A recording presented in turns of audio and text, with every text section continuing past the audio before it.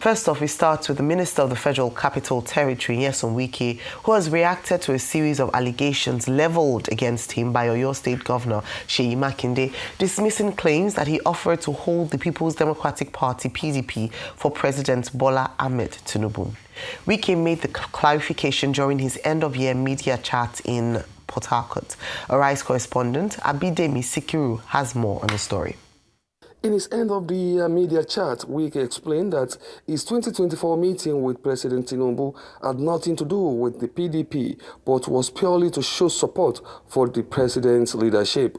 He maintained that his support for Tinubu has never been a secret and did not require any special meeting to declare. And let me put the record straight. There is no such meeting. Rather, my humble self, the former governor of Benue State, Atom, the former governor of Abia State, Ibazu, the former governor of Enugu State, Ugwaye, and Seyi Makinde, we went to see President. That's the G5. Yes, we went to see President to discuss, of course, elections were over, to discuss about certain things. Wike noted that despite receiving significant federal support, including a 50 billion intervention fund for victims of the January 24 Bodija explosion in Ibadan, the Oyo State Governor owes the public a clear explanation of how the funds were spent, stressing that such expenditure should be properly appropriated. If such money, whether it is 1 billion naira, was given to you by Mr. President, approved by Mr. President, you owe a duty to tell the Oyo people, see what President has done for us, and I will appropriate it and make sure it is put in the budget for people to know we are getting this money from based on the promise Mr. President has made. He said it is not say no, it's only 30 billion. Fine. Whether it's only 30 billion or 1 billion, did you tell all your state people that Mr. President, by his own magnanimity, approved this for you? Speaking on Rivers State's politics ahead of 2027, Wike said his support for the sitting governor's second term ambition will be based on loyalty and the collective decision of relevant political stakeholders. Somebody would take that where you say your mandate will stand, that gives you automatic ticket. And that what I said though, that does not give anybody automatic ticket. You have to work, you have to earn the ticket for you to be able to represent your people. He emphasized that leadership must be earned through results and the commitment to the people, not assumption, adding that the interest of Rivers State remains his top priority. Abidemi Sikiru, Arise News. Still on the Minister of the FCT, Wike says both the People's Democratic Party and the All Progressives Congress in Rivers State have been collapsed into what he calls the renewed hope family to ensure President Bola Tinubu's re-election in 2027 is successful. Wike stated this during a thank-you visit to Eche and Omuma local government areas. Also, the Turaki-led People's Democratic Party has condemned Nyesom Wike for throwing his weight behind President Bola Tinubu's 2027 presidential election bid. The party, in a statement by National Publicity Secretary Comrade Ini Ememobong, said Wike's condemnable behavior while remaining a member of the PDP further confirms the basis of his expulsion from the party for anti-party activities. Meanwhile, the Independent National Electoral Commission, INEC, has released a provisional list of 12 political parties and their candidates for governorship and deputy governorship in the June 20, 2026 Ekiti State governorship election. The provisional list, pasted at the INEC State Office located along New Iyi Road in Ado-Ekiti, the state capital, on Monday, was without the People's Democratic Party and its candidates, Dr. Wole Oluyede and his running mate. Sources close to INEC in the state said that the omission of PDP candidate Oluyede's name might not be unconnected with the unresolved disagreement and legal issues over the authentic leadership of the party. The electoral body stated that it will update the list on January 19, 2026, in accordance with the Electoral Act of 2022 as parties finalize substitutions and resolve legal issues ahead of the election in 2026. In other news, President Bola Tinubu has spoken by telephone with Nigerian-British boxing star Anthony Joshua following a tragic road accident in Ogun State in which the former heavyweight champion was injured and lost 2 associates. In a statement released by the presidency, President Tinubu, who is currently abroad, said he called to personally convey his condolences, wished Joshua well, and prayed for his recovery. He added that Joshua confirmed he is receiving the best possible care in the hospital. The president also spoke with Joshua's mother, offering prayers, and described her as being appreciative of the call. 2 members of the British-Nigerian 2-time unified world heavyweight boxing champion were killed in the auto crash that occurred at Makun along the Lagos-Ibadan Expressway. Arise chief correspondent Tokunbo Oyetunji was at the scene of the accident where he spoke with an eyewitness. By the time we arrive at the scene late Monday afternoon, the site has been cleared and the vehicles involved evacuated, but the shock and disbelief haven't gone away. This is the scene of the fatal auto crash involving heavyweight boxer Anthony Joshua, who was traveling alongside members of his entourage from Lagos down to Shagamu, just a few kilometers away from here, before the sport utility vehicle he was traveling in ran into a stationary truck parked here. Unfortunately, 2 members of his entourage lost their lives in that accident, and Anthony Joshua sustained what officials have described as a minor injury and is receiving medical attention at an undisclosed hospital. A fatal one it is that threw the entire area into panic for the better part of the day. We meet with some officials of the Ogun State Road Traffic Management Agency and some police personnel who confirmed to us off camera that investigation has been launched. Initial findings, according to different statements from the authorities, however, point to overspeeding and wrongful overtaking as the cause of the crash. That is just the cause of what has happened, which obviously was preventable. All we saw was that those people were dead when they got there, so people took them to the morgue. Sadiq Oloyede, a young welder in the Makun area where the accident occurred, is an eyewitness that captured some of the scenes on his mobile phone. He shows the pictures to me, some just too gory to be shown publicly. It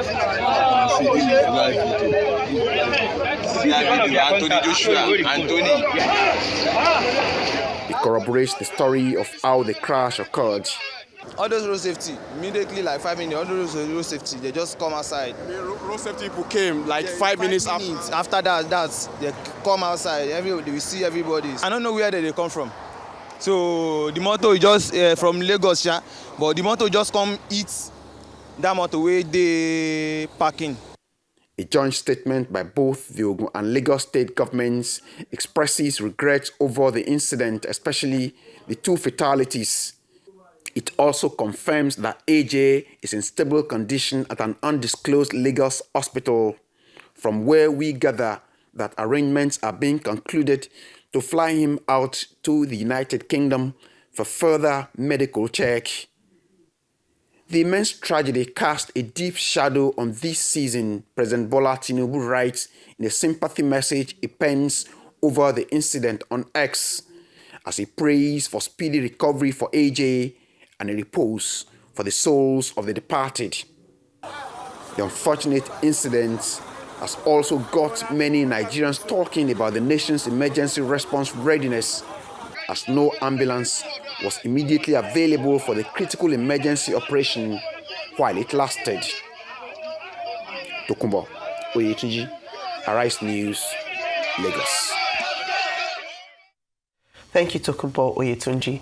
Well, the Economic and Financial Crimes Commission, EFCC, barring any last-minute change, will today arraign a former Attorney General of the Federation and Minister of Justice, Abubakar Malami, SAN, before the Federal High Court in Abuja. Reliable sources within the anti-graft agency said all arrangements had been concluded to ensure Malami's appearance before Justice Emeka Nwite, who is expected to take his plea alongside those of his co-defendants. The EFCC had filed a 16-count charge against Malami, his son Abubakar Abdulaziz Malami, and an associate Hajia Bashir Asabe, alleging large-scale money laundering and the unlawful acquisition of properties valued at over 8.7 billion naira. According to the charge sheet, the alleged offences were committed between 2015 and 2025, largely within the Federal Capital Territory, Abuja, during Malami's tenure as the nation's chief law officer. All right, sad day. Sad one this morning, Rufai. You already mentioned commiserations to the family members of the departed and just praying for both the physical and psychological healing of our great son, Anthony Joshua. And of course, the other news story, yesterday we took live the Wike media chart, the last one for the year. And then moving on to Malami's story, I believe we're going to hopefully be crossing to Godfrey Shemoge, who is live on ground to give us updates on that particular case in court this morning. But your take on these stories, Rufai? As first, I'll start with the Joshua case. Our condolences, our commiserations, very sad one, because this is a man that's so passionate about Nigeria, loves Nigeria so much. I think the video done by the two deceased now, in fact, they were talking about the fact that I think they had come in April, and they're coming the second time this year. And this just shows the passion Joshua has for Nigeria. I mean, there's a big squad of people supporting anytime he's fighting around the Shagam area and all of that. And he just had a fight against Jake Paul, which had a big payday. You remember the other day, the Reuters was even analyzing the payday he had, coming back to the country then having this, which is sad. What do we know? The FRSC says that they got there within record time. So they said they got there within 3 minutes. I think the eyewitness said 5 minutes. So I think getting there is not a problem. And what did they say? They were saying it was overspeeding. And the questions we should now ask is, why was there a stationary truck parked at that side of the road? Yeah. Was there any indication, like, signal lights that a stationary truck or something to indicate that there was a stationary truck parked on the side of the road? And why was he parked on the side of the road in the first place? Secondly, the response. Yes, he got pulled out, but where the accident and emergency? So if an accident happens on an highway now, what numbers are we to call for emergency? That we're going to get an ambulance? Because we will have thought that medical personnel should be the ones who have evacuated him. Because even if he had any injury, the way he was pulled out and put in a police van, then definitely more complications could have occurred. So the question we should ask is, where's our accident and emergency? Where's our ambulance services? Why didn't we get them to be there on time to be able to evacuate him, rather than the police van? Not that we do not thank the police van for doing that. State governments have issued statements. The Lagos state government, Ogun state government, President Tinubu has called to get reassurances. They say it's in the Lagos hospital. I mean, we're also having information that, probably I think you should seek better medical care abroad. But it's a very sad one. I just want to try to put myself in the shoes since this happened. There's something called survivor's guilt. He will face it for a while. Because what will go through Joshua's mind is, why my friends, why not me? And he's going to definitely face that for a while. I just hope he's able to surmount it. He needs definitely the best medical and psychological care. Yeah. It's just a sad one that this happened. We can just only pray for the repose of those souls, and we empathize with the family that lost their life. But the part we too should fix as a country, we should fix those areas. And traffic and all of that, the things we've said, stationary trucks on the road. Yeah, overspeeding too, we condemn the fact that people were overspeeding on that road. Yeah. Maybe we should also get speed cameras on the road to be able to enforce the speed limits. Yeah. Because there are actually speed limits on that highway. And the highway code talks about it. 100 kilometers per hour. Yeah, 100 kilometers per hour. So, but as regards the Wike case, I would have loved to do more on Joshua today, but rather than Wike, but it's fine. But as regards the Wike case, yes, it's obviously certain that what Fubara did to decamp to the APC is a masterstroke. So when Wike feels impacted, definitely he too will go on a power show And that's why he's probably going to all the local governments to reassert himself. And he's saying he's still going to have having a local government tour. The conversation about 001, when they asked him that question, he did spite him. He was taken aback and said he'll be the one to determine because he's the one that has the structure. Yes, he has the structure in the state, no doubt about that. But also it's President Tinubu's call. But it's even a dicey one for both Wike and Fubara. Because President Tinubu has now been provided a very good vantage point for Rivers. Who does he want to work with? Is he going to put Fubara as an incumbent governor, or is he going to pick Wike? Based on historical antecedents, and based on the interview Dr. Bati had with Seyi Makinde, it has shown that President Tinubu might not act in good faith when it comes to political agreements. Because, you remember when Seyi Makinde said he went to meet the president and said, oh, at least we should be able to have an input to who's going to be minister from the state. He didn't listen to him. He put his own person there. So it's a dicey one for both of them. But time will reveal who President Tinubu will work with. President Tinubu will say, okay, I'm tired of Wike's excesses. Let me go with the way of Fubara. And definitely if he goes with the way of Fubara, then he's going to get a second term. And Wike that keeps showboating about structure. Structures are not cast in stone. Structures come, structures go, structures evolve. At a point in this country, there used to be a man called Baba Dibu in Ibadan Malete. Baba Dibu had a very big hold on the Ibadan political structure. He had a big hold on everything. In fact, it was so powerful that he led his fight with the governor, led to the impeachment of Senator Rauf, Governor Lamidi Adewolu Ladoja, who is now the Olubadan of Ibadan, Oba Lamidi Adewolu Ladoja. But once Adedibu died, other people inherited the structure. Once the bigger structure, the power that be, says they are not going to deal with Wike, it's going to be a problem. So I'm sure Wike will probably, in the next 1 year, and this political cycle as well as 2026, do everything to woo and attract and put very good Cicerobia on himself to be able to attract the favor of President Tinubu. But it's an interesting time. In all of this, President Tinubu will be the one to decide and he will be the winner for it. All right. Dr. Bati, your take on this topic? Okay. Yeah, okay. How much time do we have left to look at these issues? First, let's deal with the Wike interview, which he had. Now, in that interview, Nyesom Wike, Minister of the Federal Republic, dealt with a number of issues. In fact, looking at the spectacle itself, I was amused. He had the flag of Nigeria behind him, the flag of the Federal Capital Territory around him. In terms of optics, you know, this advertisement for myself, you know, from Nyesom Wike looks absolutely, in my view, ridiculous. However, to go to the substance of the interview itself, he was talking about Fubara not being the leader of the APC in Rivers State. When he was governor, he asserted himself as leader of the party, at that time the PDP, in Rivers State. So what he wanted for himself, he does not want for another person. And then, of course, he says Fubara must not call himself 001. So who is 001 in Rivers State? I see it as his emotional reaction to the fact that Fubara, the governor of Rivers State, is trying to beat him at his own game. The man has now decided to join the APC and say, if this is the way the game is played, let us play it the same way. Now, Nyesom Wike, in staying in Rivers State, we were told, has been visiting constituencies, visiting local governments. Please, in what capacity? As who? His only relevance at this time is Minister of the Federal Capital Territory. So he will say he's playing politics in Rivers State, but what is his bona fide?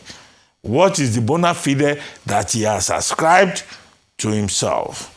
And then, of course, he's doing end of the year media party in Port Harcourt.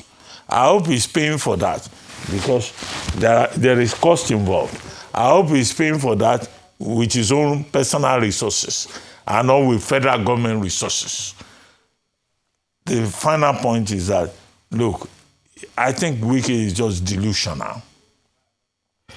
He thinks he's more important than he is. But he should be reminded that there is time to all of this. There is nemesis to all of this. He can say he's this and that, and I hope that at the end of the day, he and President Tinubu, that he says is helping, will reach a proper concurrence. He talked about the governor of Oyo State, Seyi Makinde. He was saying that, Seyi Makinde, all that talk about what Seyi Makinde said and what he said, saying he would deliver the PDP to the governor of, to the president of Nigeria, President Tinubu. What are we supposed to make of all of that? So there's a lot of grandstanding, self-advertisement for myself, and a lot of childishness that I saw in that interview. But the high point of it was when Larry Olayinka, our good friend, came and knelt down, trying to serve the master. What is all this? Look, when we were in government, and I say it authoritatively, when I was in government, sycophancy was tradition then, before and after, generally in Nigerian government. When people would kneel down before President Jonathan, he would tell them, stand up, stand up, stand up. Say, no, please, I'm not a monarch. Don't kneel down before me. In fact, I saw people crawling. This is how they behave. So, but Larry Olayinka maybe, perhaps, understands the game better than some of us. So he will kneel down and serve the master, but to what end? So for both Wike and his acolytes in the empire that he has created for himself, there's a time limit to all of this. For Anthony Joshua, we commiserate with Anthony Joshua and all the affected families. The two persons that died in that accident, they're also Nigerians. There's a guy called Ayodele. There's a guy called Shino Game. So these are Nigerians who have come home, who came home to go and be part of the dirty December that is growing and to be with our champion, Anthony Joshua. They died. Now, that is a very painful, tragic thing.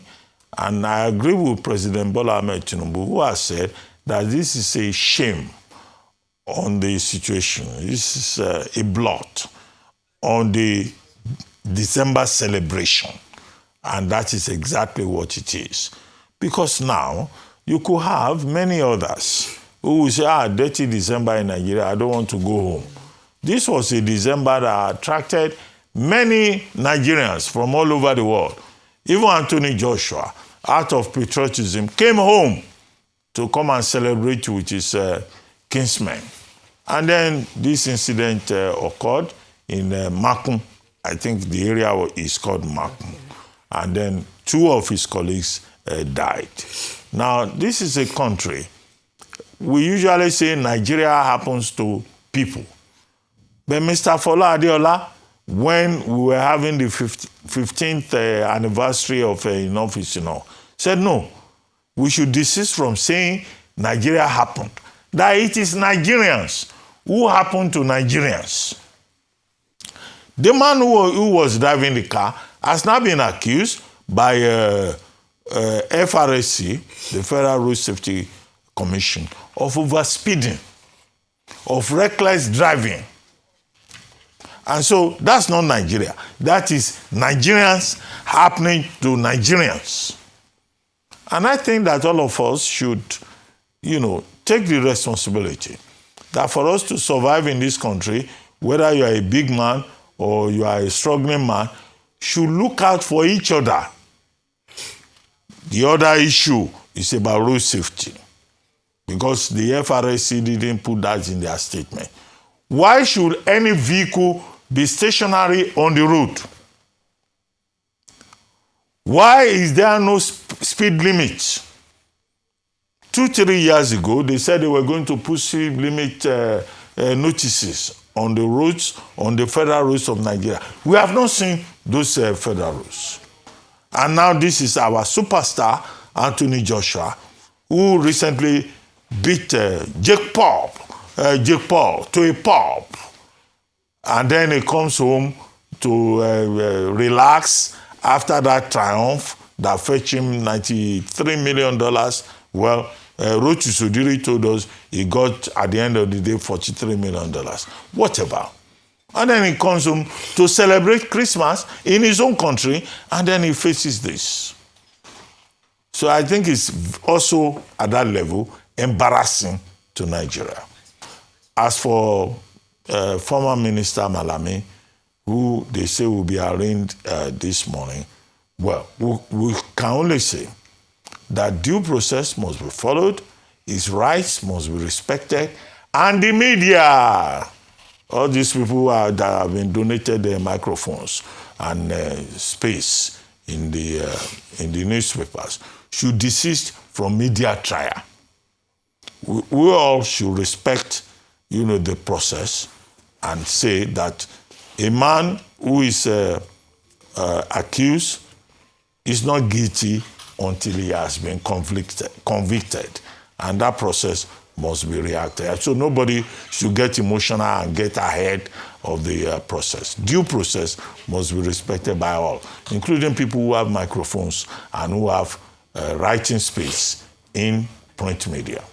Absolutely. Or even on social media. On social media. Which is the most problematic space. All right. Any opportunity for people who must be factual. I think that's very important. We've talked about the dangers of misinformation, disinformation, and rhetoric or propaganda. It's important that we're responsible in reporting. But let me start off with the big news, which has made international headlines, which is that of the unfortunate incident involving Anthony Joshua and 2 of his team members, one of whom is a strength and coordination coach, and the other who is his personal trainer. Latif was his personal trainer, while Shina was his strength and coordination coach, who sadly lost their lives. His promoters have released an official statement just stating the facts around the accident and the unfortunate death of the 2 team members and commiserating with his family members. I also think it's important that this is a wake-up call. We use this as a wake-up call for highlighting the importance of safety on our roads, especially during the festive season. Every year, we have the FRSC and other road agencies like that come out to run campaigns around the importance of road safety, especially during festive season, because statistics have shown that there is a spike when it comes to accidents on our road. And there are many factors that cause it. And that's why I'm focusing on that this morning, because it's very sad. A lot of people have the details. We had Tokumbo Yetunji on ground there giving us the fact of what's happened, and the promoters have said they will not be making any comments at the moment, but we can use this opportunity as a learning curve, and I'm hoping that this would ginger or spike or inspire the much needed attention to road safety as we have. I believe that the campaign for this season is around taking away distractions. We've seen a rise in distractions when driving, when it comes to our phones, and this has been a major campaign of FRSC currently, especially people who even use their phones while driving on the expressway, driving very fast. The initial cause of accident that has been stated is as a result of overspeeding. It hit a stationary lorry. The questions have already been asked around the complicity of the agencies by having a stationary lorry. I was saying earlier in a statement that I cannot count the number of accidents that have happened on Nigerian roads as a result of vehicles hitting stationary cars. And this is because sometimes we have vehicles break down, goes down to roadworthiness, whether or not these vehicles should be on the road at all. Number 2 is how quickly we're able to evacuate cars that either break down on the expressway on side streets or cars that park there for whatever reason. In fact, it feels like some of the drivers do not have enough education to know when and how to drive. It goes back even to the training, how we obtain our driver's license, and whether people who drive on our streets have any clue as to road regulations and how to manage yourself and your vehicle while driving. For instance, there's certain places that you should not park. I don't know what a vehicle is doing parked on an expressway. So these are some of the things that we must address at this time. Beyond that as well is when we talk about overspeeding and tracking people who overspeed. In other countries, they use mechanisms like speed cameras, they use speeding tickets, and that is because from your license plate number, you can track the driver of the vehicle, you can track the owner of the vehicle. We don't have yet that kind of technology across the country. In some parts, yes, we've been able to begin to, track people and identities using their plate numbers, but it's not yet spread across the country. This is an opportunity for us to talk about that, because when you look at what's happened and it's been discussed on the international stage, the way it was done and the response that was gotten, the footage that was shown was quite embarrassing. And perhaps, just perhaps, a number of lives, not just in this case, but in other accident cases, might have been saved if we are up to speed with safety on our roads and our emergency response. Now, beyond that, I want to also flag off some other roads. The coastal road has come up a number of times, because what happens, and maybe it's because we're not used to roads that are free and have no bumps, is that there have been accidents recorded on that road during this festive season. This is as a result of cars speeding, people taking one way, and so attention to focus on that road as well, so that what should be a blessing and a good thing, just like the Lagos-Ibadan Expressway, which was just recently rehabilitated, would not then become a curse for a lot of people based on the number of accidents on that road. And so there's a responsibility for the drivers, those who, the commuters on the road. There's a responsibility for the government. There's a responsibility for the FRSC and emergency response team. But again, our condolences go to the 2 young men who lost their lives, and of course to Anthony Joshua himself, who is currently recovering. Beyond that, with the Wike media parley. Now, I'll use the words of Chief Bode George, who in an interview responding to his interview said that both he and Governor Seyi Makinde should, he said, enough of these shenanigans. Yesterday, during the media parley, we were looking forward to hearing from the Minister of the FCT some of the achievements in terms of his accountability and response to the constituents that he serves. I recall that the President has urged his serving ministers to be very vocal and accountable based on the work that they have done, because in truth, a number of them have done a lot of work. Well, usually what the challenge is that there's not enough information around how much work has been done, accountability around appropriation and how much money has been spent on contracts and projects. The FCT has experienced a number of infrastructural projects in recent times. But what did Nyesom Wike do? He spent the time just having a political chat with not a lot to take out of, aside from just responses and counter responses, many of which could not be validated or verified, and just spent time just talking about these things. I believe it's high time that ministers, especially people who hold the trust of the people based on the appointment by the President, take out time to respect the people that they serve and actually use that time judiciously to explain their stewardship and share with people accountability. He said a number of things, we talked about it already, but what I was more interested in finding out was what he has done so far as a minister of his FCT and how he has contributed to the Bola Ahmed Tinubu administration. Now, with regards to the Malami case, like I mentioned, Godfrey Eshemege will be coming to us very shortly to speak on that. But what I want to also talk about is how we strengthen our institutions and systems to prevent cases like this. It's good that the FCC is doing its job, but more importantly, it's the signal it gives to the international community when someone who is the chief law, who once served as the chief law officer, is under a trial. I mean, he's innocent until proven guilty, under trial for massive fraud. How can we prevent these things? That's the big question for me this morning. But we'll take the conversation further in the course of today's show, so please stick with us.